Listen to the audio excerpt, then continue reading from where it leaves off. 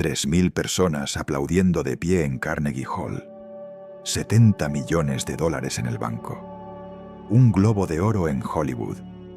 Y al final, un hijo destruido por las adicciones. Un nieto que decidió terminar con todo en un hotel. Y una herencia que nadie pudo tocar. El hombre que inventó una palabra en el diccionario terminó sus días sin poder pronunciar ni una sola. Abril de 1993, Ciudad de México. Un hombre de 81 años yace en una cama.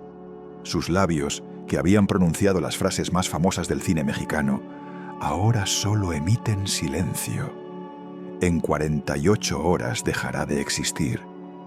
Pero lo que nadie contará en su funeral es que ese silencio fue el final perfecto para una vida rodeada de muertes que él mismo provocó sin querer. 2 mujeres decidieron que no podían seguir viviendo por su amor. Su único hijo terminaría consumido por las adicciones. Su nieto tomaría una decisión irreversible en un hotel acusando a su padre de haberlo destruido. Y los 70 millones de dólares que acumuló se esfumarían dejando apenas 13.000 pesos. Esta es la historia de las últimas 48 horas de Cantinflas y de todo lo que lo llevó hasta ese momento. Hoy vas a descubrir 4 cosas que casi nadie se atreve a contar. Primero, la carta de despedida que una mujer escribió antes de morir, dirigida a él, donde le encargaba a su propio hijo. Segundo, el documento que su sobrino le hizo firmar en su lecho de muerte cuando ya no podía ni sostener una pluma. Tercero, la verdad sobre qué pasó con la fortuna de 70 millones de dólares que dejó solo 13.000 pesos en la cuenta principal. Y cuarto, las palabras exactas que su nieto pronunciaría años después, antes de colgarse, acusando a su padre de haberlo destruido. Te voy a avisar cuando llegue cada una. Si te vas antes del final, te pierdes lo que su familia ha intentado enterrar durante 3 décadas. Retrocedamos 48 horas antes del final, 18 de abril de 1993. Mario Moreno llevaba semanas luchando contra el cáncer de pulmón. El diagnóstico había llegado apenas 2 meses antes, a finales de febrero, como una sentencia inesperada. Los síntomas habían comenzado con una tos persistente que no cedía. Luego vino la sangre. Luego la dificultad para respirar. El hombre que había hecho reír con su voz ahora apenas podía usarla. Los médicos fueron directos. El cáncer estaba demasiado avanzado. Había hecho metástasis. Las opciones eran limitadas y el tiempo escaso. 1 mes y medio. Eso fue todo lo que pasó entre el diagnóstico y la muerte.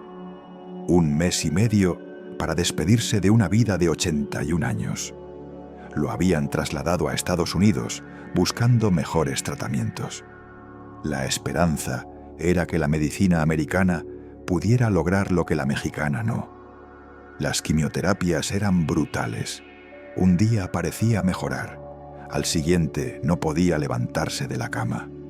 Su cuerpo, que había bailado en escenarios de todo el mundo, ahora apenas podía dar unos pasos por el pasillo del hospital. En sus mejores momentos, caminaba hasta la puerta de su habitación. En los peores, necesitaba ayuda para las necesidades más básicas: comer, bañarse, ir al baño. El mimo de México dependía de otros para todo. Los médicos finalmente tomaron la decisión de suspender la quimioterapia. Su cuerpo ya no la resistía. Seguir con el tratamiento solo prolongaría el sufrimiento sin ninguna esperanza real. Mario Arturo, su hijo, decidió entonces llevarlo de vuelta a México. Si su padre iba a morir, que muriera en su tierra, en su casa, rodeado de lo que quedaba de su mundo. Era lo que Cantinflas hubiera querido. Morir donde había nacido. Cerrar el círculo. El viaje fue un calvario. Cada turbulencia del avión era un recordatorio de la fragilidad del cuerpo que alguna vez había bailado en escenarios de todo el mundo. Los asistentes médicos monitoreaban cada respiración. Mario Arturo no se separó de su lado ni un momento. Imagina ese viaje de regreso. El hombre cuya voz había llenado salas de cine durante 50 años, ahora incapaz de pronunciar una palabra. El comediante que inventó el verbo cantinflear en el diccionario, reducido al silencio más absoluto. El mimo de México, finalmente convertido en mimo de verdad, comunicándose solo con los ojos, con gestos débiles de las manos, con la presión de sus dedos cuando alguien sostenía su mano. ¿Qué pasa por la mente de alguien así en sus últimas horas? ¿Recuerdos de gloria? ¿Arrepentimientos? ¿O simplemente el vacío de saber que todo termina? Para entender esas 48 horas finales, hay que entender todo lo que vino antes. Tepito, 1911. Un laberinto de calles polvorientas donde los niños aprendían a pelear antes que a leer. Mario fue el sexto de 14 hermanos. De esos 14, solo 8 sobrevivieron al parto. 6 pequeños ataúdes que su madre tuvo que ver bajar a la tierra. Así empezaba la vida para los pobres en el México de principios de siglo. Su padre, Pedro Moreno Esquivel, era cartero. Caminaba kilómetros entregando cartas de otros, mientras su propia familia apenas tenía que comer. No había dinero para estudios, solo había hambre y la necesidad de trabajar desde niño. Mario fue bolero, limpió zapatos en las esquinas, fue taxista, mandadero, empleado de billar. Probó el boxeo, recibió golpes que le partieron la ceja. Intentó ser torero y los cuernos casi lo matan. A los 16 años mintió sobre su edad y se alistó en el ejército. Dijo que tenía 21, pero su padre envió una carta revelando la verdad, y Mario fue dado de baja. Esa humillación lo empujó hacia las carpas de los barrios pobres. Esos teatros improvisados donde la gente pagaba centavos para olvidar sus problemas. Mario subía al escenario y algo mágico sucedía. La gente reía. Un borracho en el público le gritaba cada noche: «En la cantina te inflan». Las palabras se fundieron en una sola: Cantinflas. Fue en esas carpas donde conoció a Valentina Ivanova, una bailarina rusa cuyos ojos brillaban como estrellas. Había nacido en Moscú en 1915, pero la guerra civil obligó a su familia a huir hasta México. Se casaron en 1934, cuando él no era nadie. Una boda sencilla que su suegro intentó impedir. 32 años duró ese matrimonio, hasta que el cáncer de huesos se la llevó en enero de 1966. Guarda ese detalle. La muerte de Valentina cambió todo. Algo se rompió dentro de Mario que nunca volvió a repararse. Los que trabajaron con él después de 1966 notaban la diferencia. Las películas seguían saliendo, el público seguía riendo, pero había algo mecánico en su actuación. Como si el verdadero Mario se hubiera quedado en la tumba de Valentina y solo quedara el personaje. Nunca volvió a casarse. Hubo romances, sí. La actriz Irane Ori fue su compañera durante años, pero matrimonio nunca más. Valita, como él la llamaba, había sido la única. Y Mario Arturo, que tenía apenas 6 años cuando Valentina murió, creció viendo a su padre hundirse en el trabajo para no sentir. Un padre que llenaba estadios, pero vaciaba su casa. Un padre que daba amor a millones de desconocidos, pero no sabía cómo dárselo a su propio hijo. El éxito llegó como un tsunami. Ahí está el detalle, en 1940. Luego decenas de películas. Cantinflas era barrendero, policía, bombero, cura. Siempre el hombre humilde que vencía a los poderosos con palabras enredadas. Charles Chaplin dijo que era el mejor comediante vivo del mundo. En 1956, Hollywood lo premió con un Globo de Oro por La Vuelta al Mundo en 80 días. Un mexicano del barrio de Tepito, reconocido donde las grandes estrellas apenas soñaban llegar. El espectáculo tenía que continuar, siempre tenía que continuar. Pero detrás del éxito, los fantasmas se acumulaban. Atención, porque aquí llega la primera de las 4 cosas que casi nadie se atreve a contar. Diciembre de 1961. Hotel Alfer, Ciudad de México. Una mujer de 25 años yace muerta. Había decidido que no podía seguir. Junto a su cuerpo, 4 cartas. Una dirigida a Mario Moreno. Se llamaba Marion Roberts, una turista estadounidense que había llegado 2 años antes sin dinero, abandonada por sus amigos. Alguien le sugirió buscar ayuda de Cantinflas, famoso por su generosidad. Lo que sucedió después, nadie lo sabe con certeza. Pero Marion quedó embarazada. El 1 de septiembre de 1960 nació un niño en Dallas, Texas. 15 días después, Cantinflas se lo llevó a México. La versión oficial dice que fue adopción, que Valentina y Mario no podían tener hijos, que le pagaron $10,000 a Marion para que renunciara al bebé. Pero la carta que Marion dejó antes de morir dice otra cosa. Estoy segura de que serás bueno con nuestro hijo. Estoy segura de que él me disculpará en el futuro. Te ama, Marion. Nuestro hijo. 2 palabras que revelan todo. 1 año después de entregar al bebé, Marion intentó recuperarlo. Cantinflas le dijo que era imposible, que ya estaba registrado con los apellidos de su matrimonio, que legalmente era hijo de Valentina. Marion no lo soportó. Se encerró en aquel hotel y decidió que no podía seguir adelante. Mario Arturo Moreno. Ivanova creció sin saber nada de esto. No fue hasta los 18 años que su padre lo invitó a cenar y le contó la verdad. Te lo digo, porque cuando yo me vaya, te van a querer sorprender. A lo mejor tú también cargas con secretos que nunca le has contado a nadie. Cosas que pesan tanto que a veces sientes que te aplastan. Mario Arturo cargó con ese peso toda su vida, pero lo peor aún no había empezado. Aquí viene la segunda revelación. La otra mujer que murió por amor a Cantinflas y que lo condenó a vivir con 2 fantasmas para siempre. 1947. Una actriz checoslovaca, llamada Miroslava Stern, trabajó con él en A volar joven. Era una de las mujeres más hermosas del cine mexicano. Rubia, ojos profundos, una elegancia que contrastaba con el desorden cómico de Cantinflas. Los rumores de un romance circulaban por todos los sets.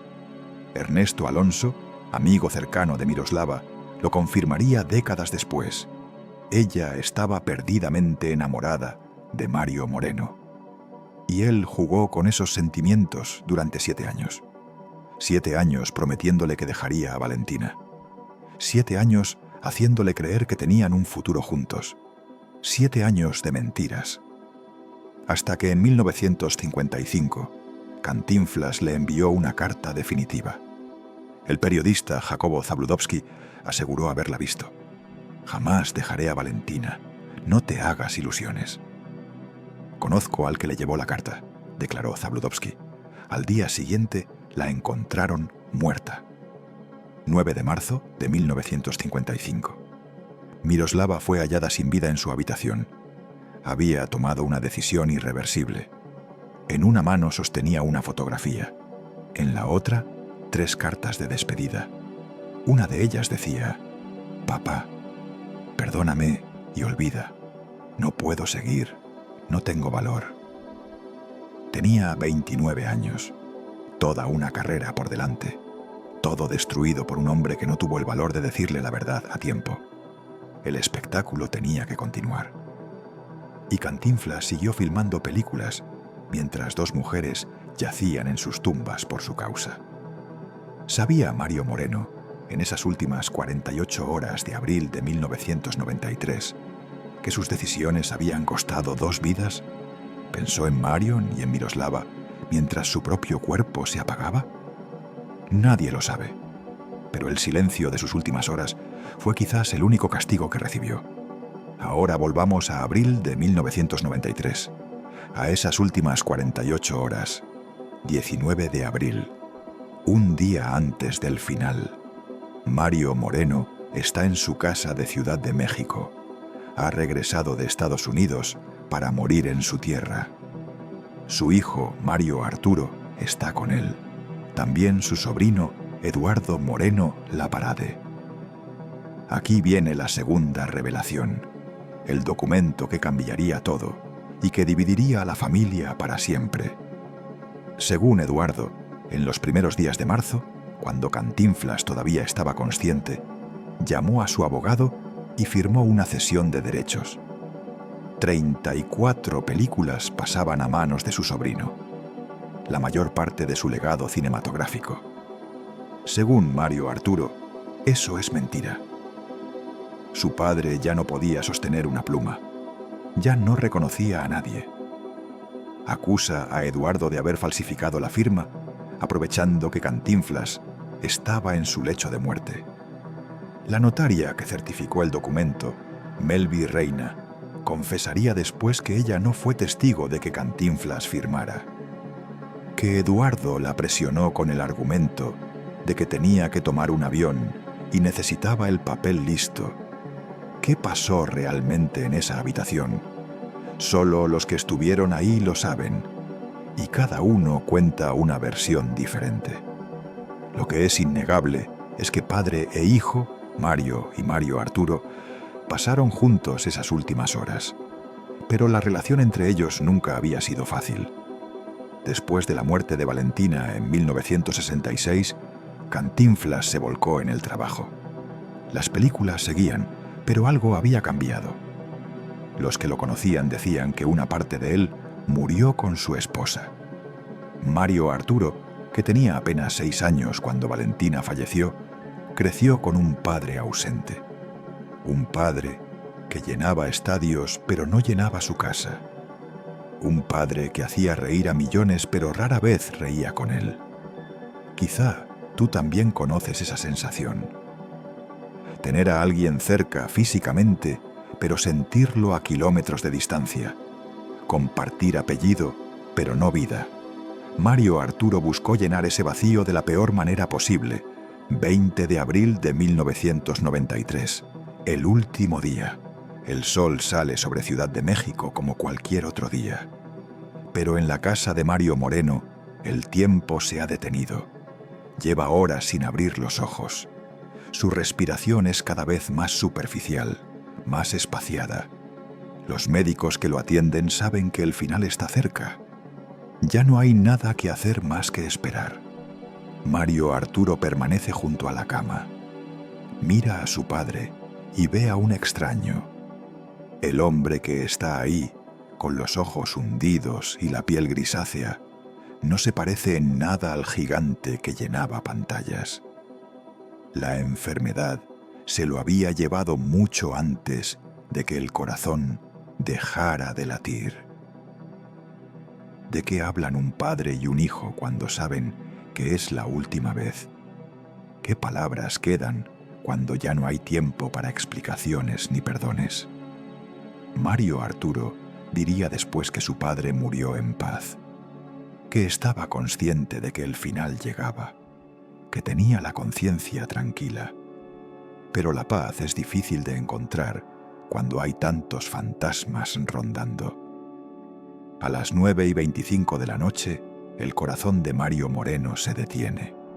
Un infarto, consecuencia del cáncer que lo consumía. El médico certifica la hora. Alguien hace las llamadas necesarias. El hombre que había entretenido a generaciones enteras ya no existe. La noticia se esparce como pólvora. Para la medianoche, la gente comienza a llegar a la funeraria Félix Cuevas. Quieren verlo una última vez, quieren despedirse del que tantas risas les había regalado durante medio siglo. Los policías tienen que formar vallas. La multitud crece con cada hora que pasa. Vienen de todos los rincones de la ciudad. Taxistas que crecieron viendo sus películas, amas de casa que aprendieron a reír con él, niños que conocían sus frases, aunque nunca lo vieron en vivo. Al día siguiente, miles llenan las calles. Es un día lluvioso, como si el cielo también estuviera de luto. Los barrenderos de la ciudad marchan con sus uniformes y sus campanas características, en homenaje a El Barrendero, su última película. El presidente Carlos Salinas de Gortari expresa sus condolencias públicamente. Un admirable talento y una entrañable sensibilidad popular hicieron posible la creación de un personaje que llevó alegría a numerosas generaciones, declaró. El Congreso de Estados Unidos guarda un minuto de silencio por un comediante mexicano. Pocas veces se había visto algo así. Las pancartas aparecen por todas partes. No hay derecho, decía una, usando una de sus frases más famosas. Ahí está el detalle, decía otra. La gente lloraba repitiendo las palabras que él había inventado. Murió sereno y consciente de que estaba próximo el fin, declaró su hijo a los medios. Su conciencia tranquila, satisfecho de su vida y su obra. Pero lo que vendría después demostraría que la paz murió con Cantinflas. Y ahora sí, la tercera revelación. Esta es quizás la más sorprendente de todas. La fortuna de Mario Moreno estaba estimada en 70 millones de dólares. Propiedades, ranchos, hoteles, departamentos, los derechos de casi 50 películas. Un imperio construido con risas. Cuando Mario Arturo fue a cobrar su herencia, encontró algo imposible. La cuenta bancaria principal tenía apenas 13.000 pesos. 70 millones de dólares. 13.000 pesos. ¿Dónde estaba el dinero? Las preguntas nunca tuvieron respuestas claras. Eduardo Moreno apareció con el documento de cesión de derechos. Mario Arturo lo acusó de falsificación. La guerra legal comenzó. Para pagar abogados, Mario Arturo tuvo que vender todo: el rancho, la casa, las oficinas, los departamentos en Acapulco. Todo lo que su padre construyó en décadas desapareció en tribunales. Era el dueño de casi todo, dijo Eduardo en una entrevista, pero lo despilfarró todo en sus adicciones. Los problemas de Mario Arturo no eran secreto. Según su primera esposa, Abril del Moral, tenía serios problemas con el alcohol y otras sustancias. Yo sabía que era alcohólico y también descubrí que tenía otras adicciones, confesó ella. Por eso se divorció y le prohibió ver a sus hijos. A lo mejor tú también has visto cómo las adicciones destruyen familias, cómo el dolor se hereda de padres a hijos como una maldición que nadie sabe romper. Mario Arturo se casó 3 veces, tuvo 5 hijos, y según varios de ellos, les transmitió el mismo veneno. Y ahora llegamos a la cuarta y última revelación, la que te prometí al principio. Si has llegado hasta aquí, esto es para ti. 24 de junio de 2013. 20 años después de la muerte de Cantinflas. Hotel Santa Cruz, Tlalnepantla. Habitación 304. Un joven de poco más de 20 años toma una decisión irreversible. Se llama Mario Patricio Moreno Bernat. Es nieto de Cantinflas. Lo encuentran sin vida en la habitación. Un año antes, había demandado públicamente a su padre, Mario Arturo, por corrupción de menores. Contó que desde los 13 años había sido inducido al alcohol y las sustancias, que su padre lo llevaba a lugares inapropiados, que había vivido encerrado con él en hoteles consumiendo lo que destruyó su juventud. Muchas veces estuve encerrado con él en hoteles, consumiendo, declaró ante los medios. Gabriel Moreno Bernat, su hermano mellizo, contó una historia similar años después. A los 16 años, su padre lo llevó a lugares inapropiados y lo introdujo a las sustancias. Mi papá me dijo que me iba a hacer hombre. Me dio unos golpes y por miedo a que me siguiera pegando, probé lo que me daba. El ciclo de destrucción que comenzó con Marion Roberts en 1961 terminó con su bisnieto en 2013. 52 años de tragedia. Mario Arturo murió el 15 de mayo de 2017, paro cardíaco. Tenía 57 años. Su tercera esposa se declaró heredera universal. Los hijos impugnaron el testamento. La guerra continúa hasta hoy, pero volvamos a aquellas últimas 48 horas de abril de 1993. ¿Qué pasó por la mente de Mario Moreno en esos momentos finales? ¿Qué ve un hombre cuando sabe que el telón está a punto de caer definitivamente? Quizás recordó las carpas de Tepito, donde un borracho le gritaba su nombre, futuro, noche tras noche. Quizás recordó el olor a aserrín y sudor de esos primeros escenarios, cuando nadie sabía quién era y todo estaba por construirse. Quizás recordó a Valentina, la bailarina rusa de ojos brillantes, que apostó por él cuando no tenía nada. La mujer que esperó 32 años y ahora lo esperaba del otro lado.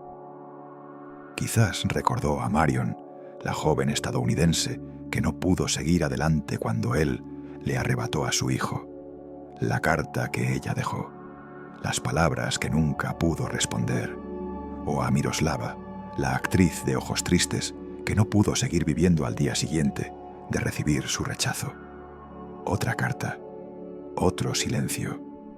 Quizás pensó en Mario Arturo, el hijo que nunca supo cómo criar, el hijo que heredaría su nombre, pero no su talento para hacer felices a otros, el hijo que ya mostraba señales de la destrucción que vendría. O quizás en esas últimas horas solo había silencio, el mismo silencio que lo acompañó toda la vida detrás de la máscara. Porque eso era Cantinflas al final, una máscara brillante que hacía reír al mundo, mientras el hombre detrás de ella cargaba con pérdidas que nunca supo cómo procesar. Cantinflas fue el pelado que conquistó el mundo, el pobre de Tepito que cenó con presidentes, el cómico de carpa que recibió aplausos en Hollywood. Pero Mario Moreno fue un hombre que perdió a la mujer que amaba a los 55 años, que nunca tuvo hijos biológicos, que cargó con el peso de dos mujeres que no pudieron seguir viviendo tras su rechazo, que vio cómo su único hijo se destruía sin poder hacer nada. El contraste es devastador. En pantalla todo era risa. En la vida real, todo era pérdida. Sus cenizas descansan en el Panteón Español de Ciudad de México, junto a Valentina, reunidos en la muerte como lo estuvieron en vida. El espectáculo había terminado, pero quizás hay algo que aprender de esas últimas 48 horas, que la fama no protege del dolor, que el dinero no compra la paz, que hacer reír a millones no significa saber cómo ser feliz. Cantinflas nos enseñó a burlarnos de los poderosos. Quizás también nos enseñó, sin quererlo, que detrás de cada máscara hay heridas que nadie ve. Si esta historia te hizo pensar, si te recordó que las apariencias engañan y que todos cargamos batallas invisibles, suscríbete, para que la verdad detrás de las leyendas no se pierda. La próxima semana, las últimas 48 horas de otro ícono mexicano cuya familia quedó destruida por la fama. Nos vemos ahí.